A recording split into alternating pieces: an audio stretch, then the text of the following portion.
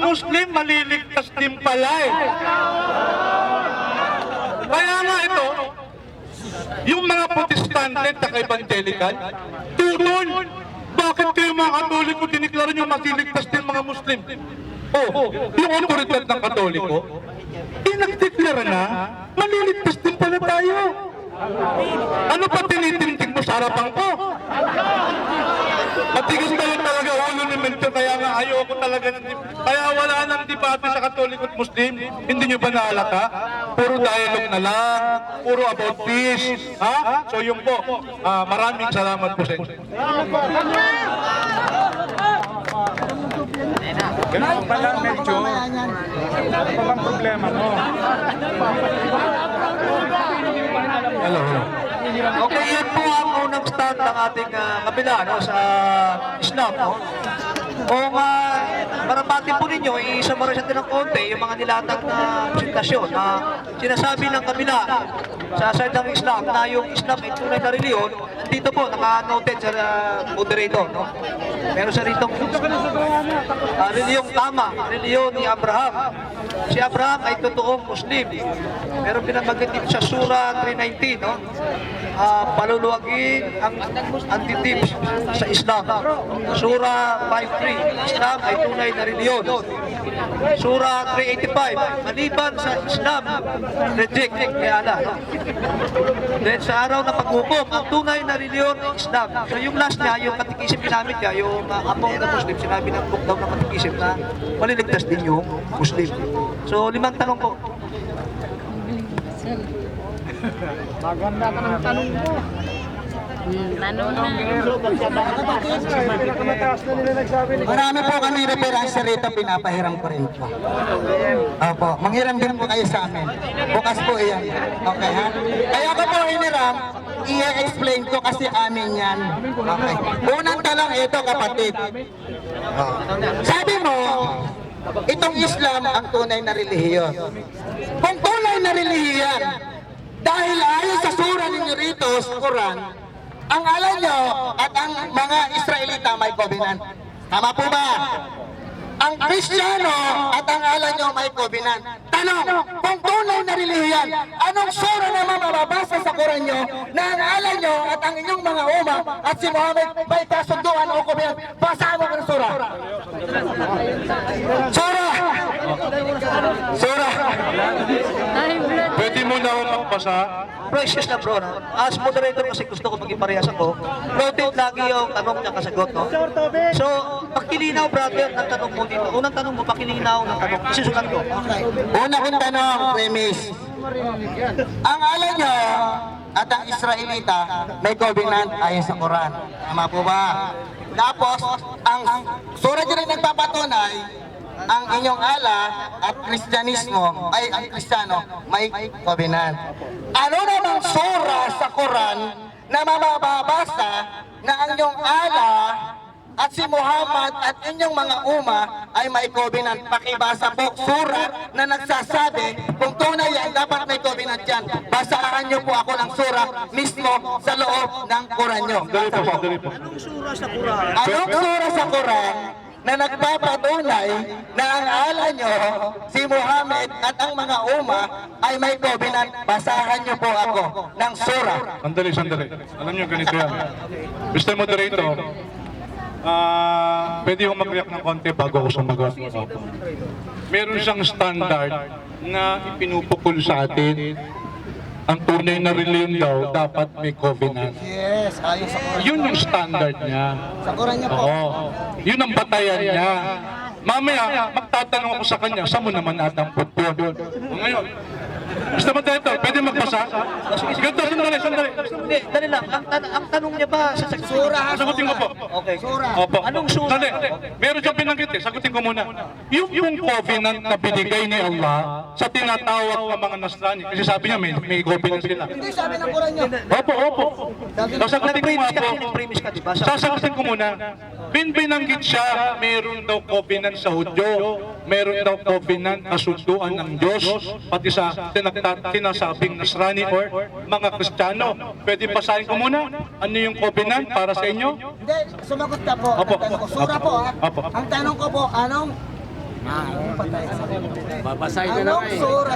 Dahil babasa muna po ako. Ang covenant po para sa mga nagsasabing sila ay Kristiyano, nakalagay po yan sa chapter 5 verse 14. Basahin niyo po. Anong covenant yun para sa kanila? Basahin po natin yung Surah Al-Maida, chapter 5. Ulitin ko po muna kapatid bago ka magbasa. Anong sura sa Quran na nagpapatunay yung ala nyo at si Muhammad at inyong mga ay mayroong Opo, covenant? sandali lang po. Makinig muna po kayo. Opo. Ito po. And for those who call themselves Christian, we broke their covenant, but they have abandoned a good part of the message that was sent to them. So we planted amongst them enmity and hatred till the day of resurrection. Ano po yung covenant na binigay sa mga alagad o sa mga sumasampalataya kay Nabi Isa? Yung pagdating po ni Propeta Muhammad sallallahu alaihi wasallam na kanilang inabandona. Ano ngayon ang covenant? Kasunduan. Una-una, sandali. Ang una-una, ang nakalagay, fa'lam annahu la ilaha illallah. Ang tanong ko po kapatid, anong sura? Yung po kasunduan eh. Huwag ka sumamba maliban kay Allah. Kasunduan po yun kay Allah at ni Muhammad. Sabi sa Surah Yunus chapter 10, 106. Kasunduan po mababasa. Kasunduan po. Kasunduan. Ang sabi mo doon, wala tad'una min dunillah. Huwag kang manalangin kundi kay Allah. Kasunduan. May kasunduan po yun. Yun ang pinakamalagang kasunduan. Sinagot ko na po. Yung kasunduan. Anong sura mababasa na ang ala nyo at si Muhammad at mga may kasunduan? Letra 4, covenant, Chapter kasunduan. 47 po at saka chapter 10, Surah Yunus. Basahin po natin. Binasa ko na po. Basahin po natin kung may nakasulat ng kasunduan. Basahin po. Sinagot ko na po. Kapatid na natin, ibasa. Mr. Moderator, sinagot ko na po. Ibasa po natin. Sinagot ko na po. Ang sabi ko, ang kasunduan ng Diyos at saka ni Muhammad, huwag mong magtatambal maliban sa Ibasa po kanila. yung kasunduan ang hinahanap ko. Hindi po yung pagtatambal. Hindi ko po tinatanong yung pagtatambal. Sinagot ko na po. Kung ayaw niyo yung sagot ko, Kasunduan po. Yung kasunduan po, tinatanong ko, hindi yung pagtatambal. Okay, moderator again, ano? Kasi kanya-kanya side yan, no? Ito, i-clear ko lang, brother, no? Kasi sumagot na siya dun sa tanong nyo, yung Surah 47, tsaka Surah 10, ano? Chapter 10. Yung ibig nyo ba sabihin yung letra por letra na ito kasunduan ko sa inyo? Yun ba ibig mo sabihin ng tanong? Dahil babasa ko mamaya, yung Israel at saka yung ala nila may kasunduan. Yung Kristiyano at saka yung ala nyo may kasunduan. Kaya ngayon, basahan nyo ako, yung ala nyo at si Muhammad, ang nyo, may kasunduan. Letra por letra. Apo. Ganito yan. Binasa ko na po kanina yung kasunduan. Ang sabi po ng Diyos, huwag kang sasamba, huwag kang mananalangin, kundi sa akin lang. Yun po kasunduan. Kasunduan ba yun o hindi? Utos po yan, utos. Iba po ang command. Hindi. Dali lang. Sa covenant. Huwag kang mag-react. Huwag kang mag-react. Brother, yun Tanong po. ka lang sa akin. Brother, yun na po sagot niya. I-rebat mo lang mamaya. Mamaya mo na-rebat, no? So, pangalawang tanong. Okay na yun. Wala. Pangalawang tanong. Sabi mo si Abraham ay Muslim. Babasa ako ng surah. Ask ko na ako magtatanong. Sabi mo kasi, oo naman, doon ako kukuha ng tanong. Kasi sabi niya, si Abraham daw Muslim. Dali po. Kinote ko yung Quran. Quran ng Siguro sabi. po ako magkoko. Hindi, dali po. Pwede ko basahin ulit. Hindi, okay lang po. Mamaya naman po, magtatanong lang ako. Ang sabi mo, Ano yung sabi nun? Quran po yung sabi. ang sabi ng Quran mo, Basahin po natin ulit. hindi, wala pa ako tinatanong. Sige po. Hindi pa mo ako nagtatanong. Wala pa mo ako tinatanong, kapatid na Rashid. Sige po. Mamaya ka po bumasa. Sabi doon sa surah, surah to, Al-Baqarah 131. Sabi po rito, pagmasdan nang ang kanyang Panginoon ay nagwika sa kanya. Isuko mo, sabi kay Abraham yan, isuko mo ang iyong kalooban sa akin. Maging, hindi sinabi na Muslim siya, maging to be, sa English, maging Muslim. Ang tanong, nung hindi pa sumuko si Abraham bilang Muslim, ano po yung religion niya? Sabi niyo, ay Muslim. Pwede yung Mr. Moderator. Sandali. Hindi ba? Dahil ka lang. Yung tanong niya ito. Sasagot na ako. Sasagot na ako. Nung hindi pa raw Nung hindi pa sumusuko si Abraham, dahil sabi mo kanina, ang relihiyon ni Abraham sa una pa Muslim. Sabi niya, isuko mo, maging Muslim ka. Nung hindi pa siya nagiging Muslim, ano po ang relihiyon ni Abraham? Yun po yung tanong ko. Sandali. Pwede sumagot. Alam niyo yung sagot? Mr. Moderator, pwede yung bang pakituloy lang po yung pagbasa? Ano sinabi ni Abraham? Ano basahin ito? Alin dito? Dali po, sandali eh. Sumasagot na ako eh. Dali lang po. Kaya ka na. Ang tanong ko po, nung hindi pa po siya Sandali. Dali bro. Sandali. Excuse me, no? Idaan niyo mo. Ulitin mo. Bro, excuse me. Idaan natin sa Sumasagot na ako ngayon. Mamaya ka na. Dali lang. Ganito ah. Dali lang, ha? Bro, excuse lang.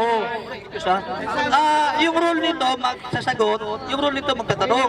Nagbigay ng premise kasi may binasa siya. Then sa binasa niya, nagtanong siya ron. Nag-request naman yung sasagot na pwedeng basahin. So basahin ng moderator. Ngayon!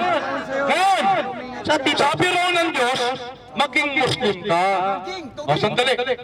Basahin ko, ha? Anong sagot ni Abraham? Basahin ko, bro, ha? Yung pula ba? Ulitin mo pagbasa.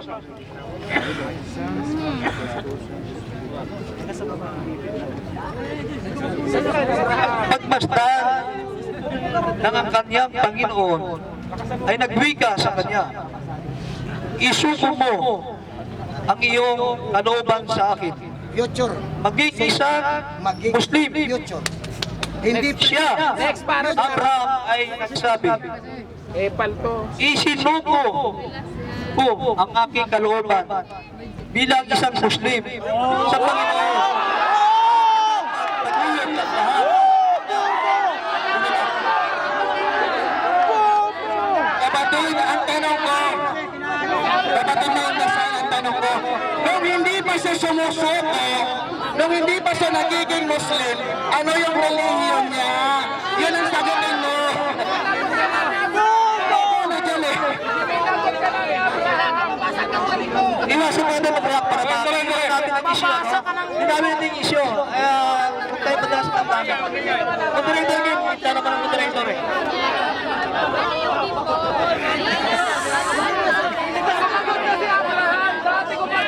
Ulitin natin ang basa kasi ito siya nagtanong sa pinasa. Ulitin natin kasi premise naman ang nagtatanong, bigyan natin ng premise niya. Babasahin natin din ang nagtatanong siya ron sa binasa. Sige po. Sa 31, di ba? Apo. When his Lord said to him, submit. Submit. Nagsasabit siya dyan. Sandali. Pero kaya kasi inihimay ng moderator eh. Alam mo, hindi malabo ng konti si ito, ano. When his Lord said to him, submit to be a Muslim. Ayan, Toby. No. Ano ba ito? IA ba yan? IA? Okay, ito, pati quotation babasahin ko. When his Lord said to him, open quotation, submit. Then may open parenthesis, IE. It emphasizes. Tama, be a Muslim, close parenthesis, then meron sa kasunod, he says, open quotation, I have submitted myself. Then, meron open Yung po sa parenthesis, as a Muslim. Mamaya ako napapaliwanag. Okay po, ang tanong ko po, Toby, nakalagay Toby. Sumagot na ako eh. Okay po, ang tanong ko po, Sumagot na ako. ang tanong ko po, kapatid, Kung ayaw mo yung sagot ko, mamaya matutunan. nung hindi pa siya nagsasubmit, kasi Toby, nung hindi pa siya nagsasubmit, ano po ang relihiyon niya?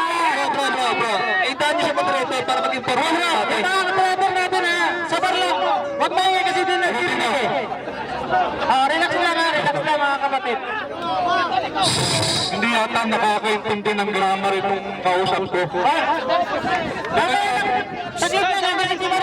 Oh, sumagot na ako, ayaw niya ng sagot ko. Sabi, sumuko ka, submit, tubi daw, tubi ng tubi, di ba? Bro, Ano sinabi niya, bro? Sumuko na po ako eh. I've submitted already. Oh, ibig sabihin, past tense, nag-submit na siya. Yun ang sagot ko. Mr. Moderator, nato na po tayo sa sumuko. Nung hindi pa po siya sumusuko, dahil tubi, ano po yung reliyon niya before? Ano po yung reliyon niya before?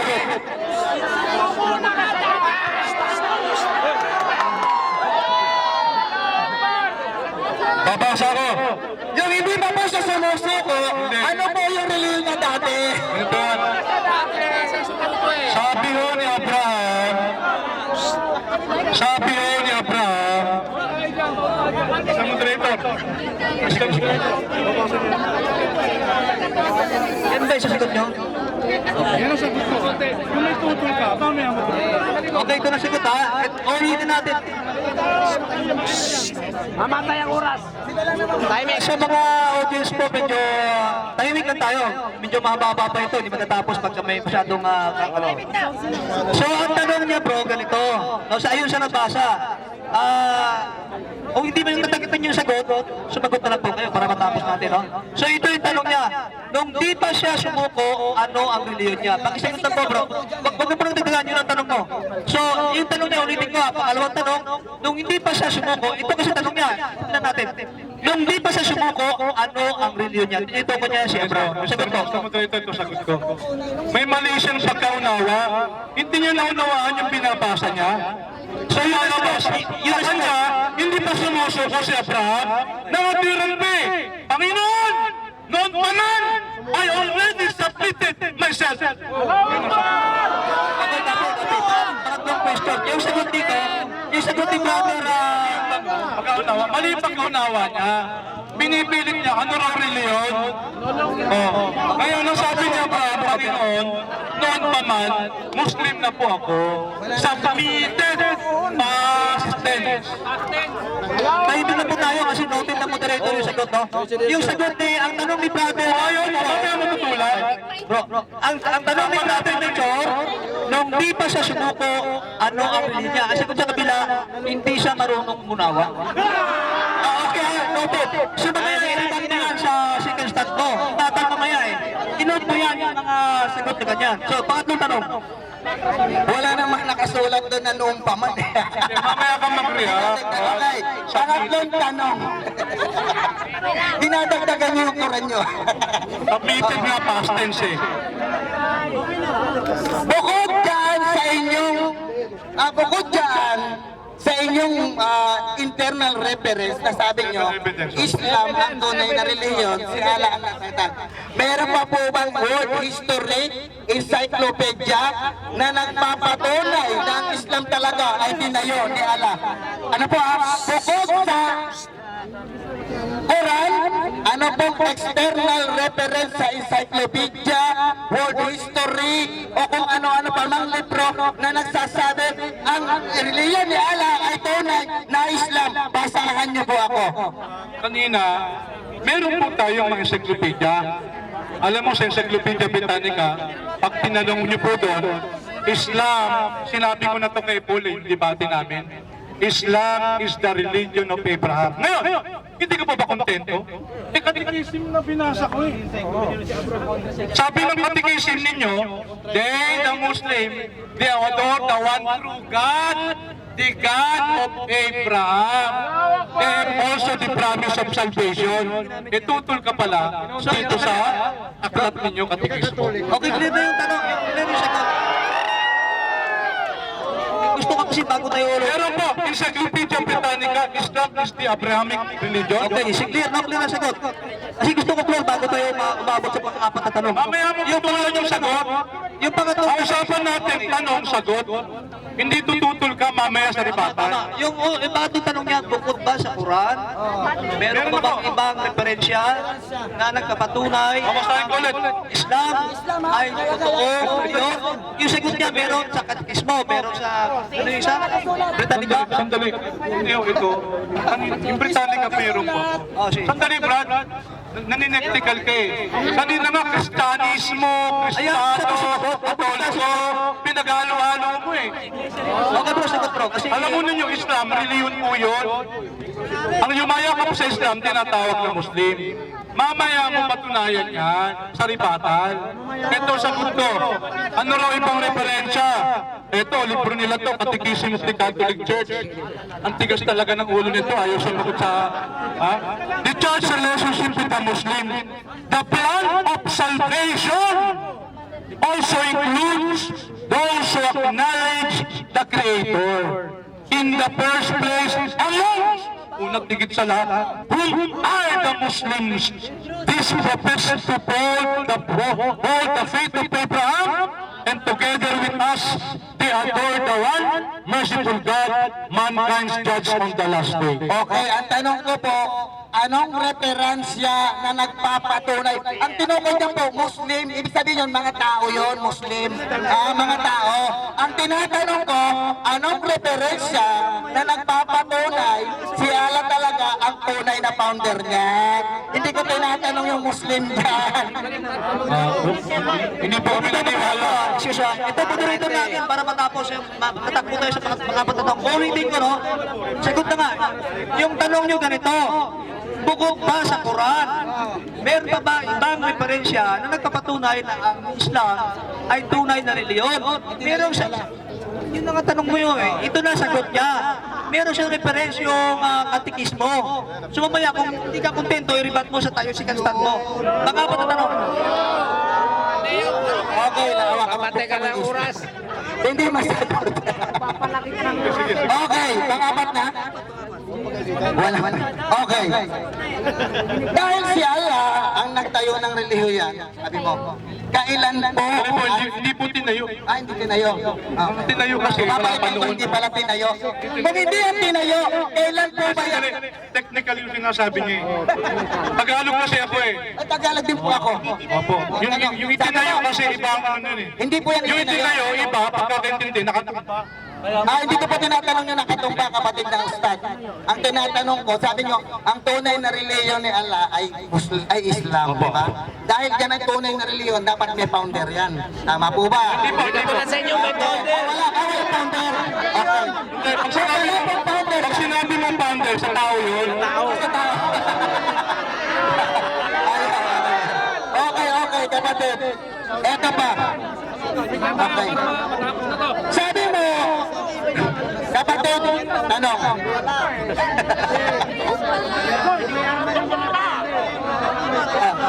Kapatid, pang-apat na tanong. Sa Biblia namin, may Kristiyanong tinutukoy. Sa Quran ninyo, hindi po, marami po yan sa Talibing Bible. Opo, at tanong, Paraphrase. opo, okay, mamaya niyo po ako tanongin dyan, okay. Tanong, bakit po sa inyong Quran tinutukoy ang Kristiyano at Islam? Bakit po sa Biblia namin mga Kristiyano hindi po tinutukoy ang reliyong Islam ni Allah? Pakisagot po. Dalawa kasi tanong ko, Brad eh. Paki-generalize, specific yung tanong bro para ang sagot specific din, no? Again, moderator ako, dikit na ako lagi. Gusto ko malinaw yung tanong, malinaw yung sagot. So, pakiulog ng eksaktong tanong. Ay, tanong po. Sa Quran ninyo, binabanggit ang Kristiyano at Islam. Bakit po sa Biblia namin, ni isang sitas, wala pong nagpapatunay ron na ang tunay na reliyon ni Allah ay Islam? Pakisagot po. Okay, bakit daw sa Biblia na hindi isang sitas, walang binabanggit tungkol kay Allah doon?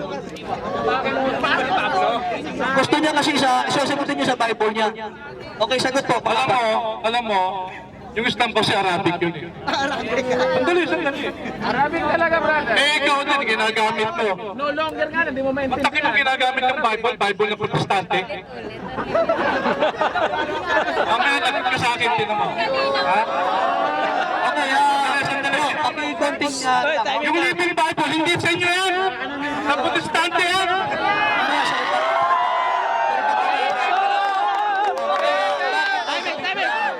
hindi daw nabanggit dito po tayo. Meron! Pintindihin mo lang! So, basa! Tingnan mo ha!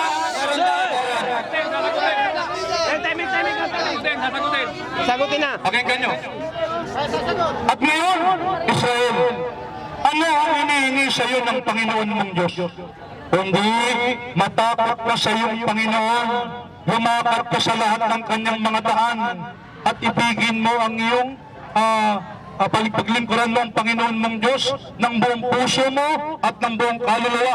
Isuko mo ang iyong sarili. Katulad din ang sinabi ni Kristo, hindi lahat na nagsasabi sa akin, Panginoon, Panginoon, ay papasok sa karyan ng langit, kundi yaong sumusunod, sumusuko sa kagustuhan ng Diyos. Yun po, Islam.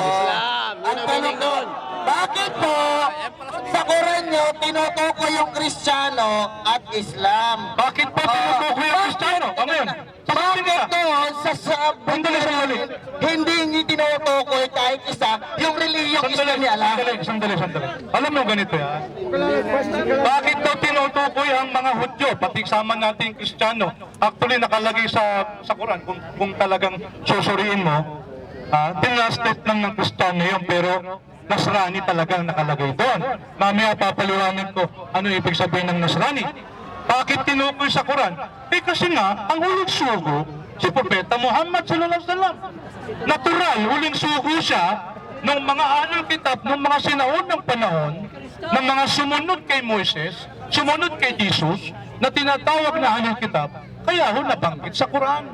Wala namang mystery doon eh. Okay, clear na. Panglimang tanong, bro. Panglimang tanong. Kakounter na lang natin sa ribat mamaya kung ano yung sagot niya mali. Okay, i-counter nyo, ha? Okay So, na panglimang tanong na. Okay na po, sige po. Anayin na natin. Sabi mo po, maliban sa Muslim, Opo. nire-reject daw ng Allah ang ibang relihiyon. Kung nire-reject po itong relihiyong Kristiyano, bakit po nakasulat ito sa Quran nyo, dapat tinanggal to ni Allah? Sandali. Okay, ulitin natin yung panglimang tanong niya, bro, para malinaw ulit. Noted. Lari lang tayo, no? Yung mga crowd, no? So, ito premise niya. Sandali.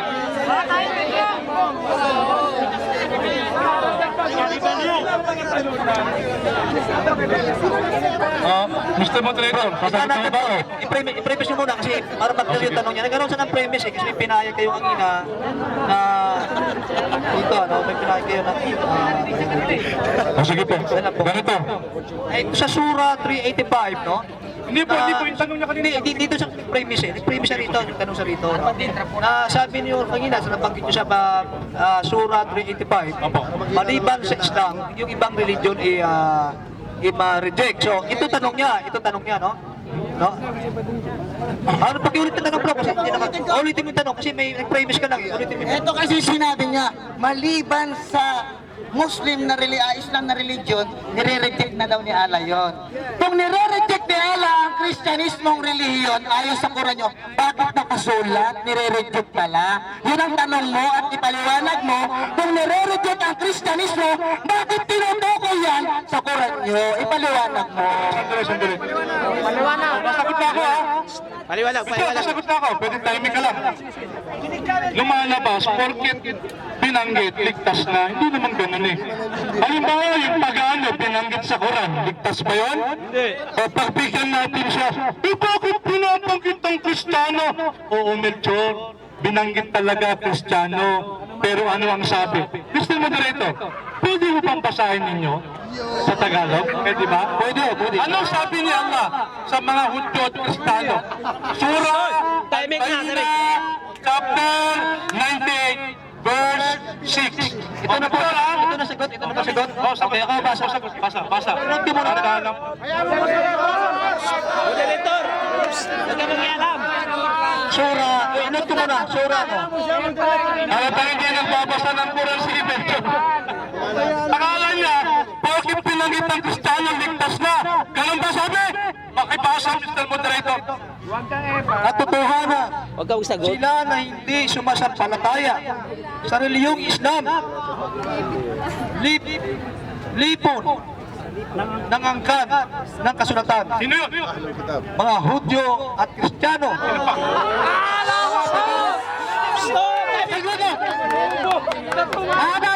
Tutuloy na, saglit ha?